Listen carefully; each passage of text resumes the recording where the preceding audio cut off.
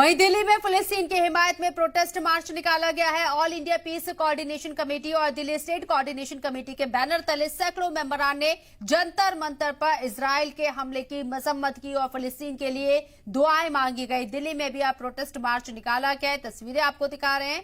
इस प्रोटेस्ट मार्च को आपको बता दें कि All India Peace Coordination Committee और दिल्ली स्टेट कोऑर्डिनेशन कमेटी के बैनर तले सैकड़ों मेंबरान ने जंतर मंतर पर निकाला है। इजराइल के हमले की मजम्मत की गई है इस पीस मार्च के जरिए और फिलिस्तीन के लिए दुआएं मांगी गई हैं। लगातार जंग जारी है, 8वें दिन भी, और भारी जानी नुकसान यहां होता हुआ नजर आ रहा है। फिलिस्तीनी लोगों का, इजरायली लोगों का लगातार हमास की तरफ से जैसे कि इजराइल के शहरों के ऊपर बमबारी की जा रही है, तो इजराइल भी यहां पर ताबड़तोड़ हमले कर रहा है। गाजा के ऊपर, नॉर्थ गाजा में भी यहां लोगों पर अटैक करने का अलर्ट दिया गया है। और इससे पहले आपको बता दें, हमास ने जो एडवाइजरी दी है उसके मुताबिक 2215 लोगों की मौत अब तक फिलिस्तीन के लोगों की हो चुकी है। और इस बीच अब दिल्ली के अंदर भी यहां प्रोटेस्ट मार्च निकाला गया है। इस प्रोटेस्ट मार्च में इस हमले की, इस जंग की मसम्मत की गई है। All India Peace Coordination Committee और दिल्ली स्टेट कोऑर्डिनेशन कमेटी के बैनर तले सैकड़ों मेंबरान ने जंतर मंतर पर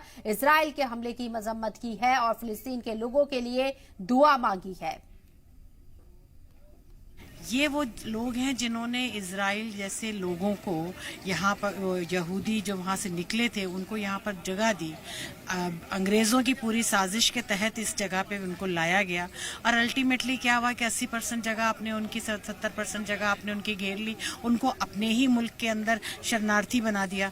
तो इसके ऊपर दुनिया को बोलना चाहिए ना, लेकिन दुनिया इसलिए नहीं बोलती क्योंकि इजराइल की मौजूदगी सबके लिए बहुत वो है फायदेमंद है। किसी को पानी देना बंद कर सकते, किसी को बिजली देना बंद कर सकते, फूड देना, भोजन देना बंद कर सकते, ये कर रहा है अभी।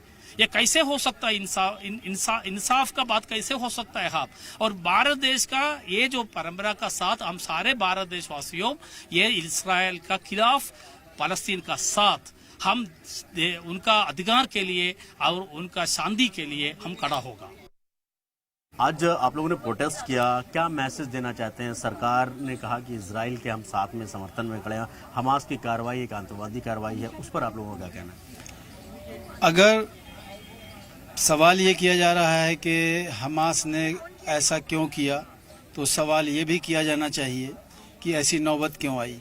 सवाल ये भी किया जाना चाहिए कि पिछले 70 सालों से जो उन पे बमबारी हो रही है, कत्लेआम किया जा रहा है, वो क्यों हो रहा है। सवाल ये किया जाना चाहिए, अब वक्त आ गया है कि उन इजरायलियों को, जहां पूरी दुनिया में जब पनाह नहीं मिल रहा था उन शरणार्थियों को, उनको फिलिस्तीनियों ने इंसानियत की बुनियाद पर वहाँ ठहरने के लिए, रहने के लिए, जीने के लिए उनको जगह दी। आज 80% ज़मीन पे उन्होंने कब्जा कर लिया। तो सवाल ये किया जाना चाहिए कि ये जुल्म और ज़्यादती करने वाले लोगों के साथ जो लोग खड़े हैं, क्या वो भी जालिम हैं, या जिन पर जुल्म हो रहा है, मजलूमों के साथ खड़े हैं, वो आतंकवादी हैं।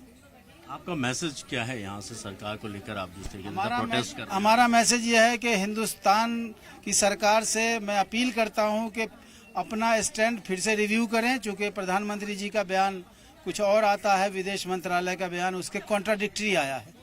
प्रधानमंत्री जी ने जहाँ इजराइल का समर्थन किया है, वहाँ विदेश मंत्रालय ने फिलिस्तीन का समर्थन किया है।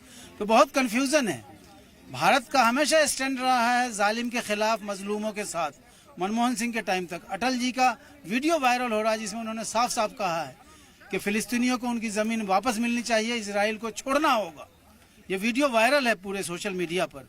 तो भारत को अपना स्टैंड क्लियर करना चाहिए। भारतवासी जो अमन पसंद लोग हैं वो ये चाहते हैं कि प्रधानमंत्री ने जो बयान दिया वो इजराइल के समर्थन में दिया, विदेश मंत्रालय का जो बयान आया वो फिलिस्तीन के समर्थन में है। तो दोनों में बहुत ज्यादा कॉन्ट्रडिक्टरी है, इसलिए भारत को अपना स्टैंड क्लियर कर लेना चाहिए।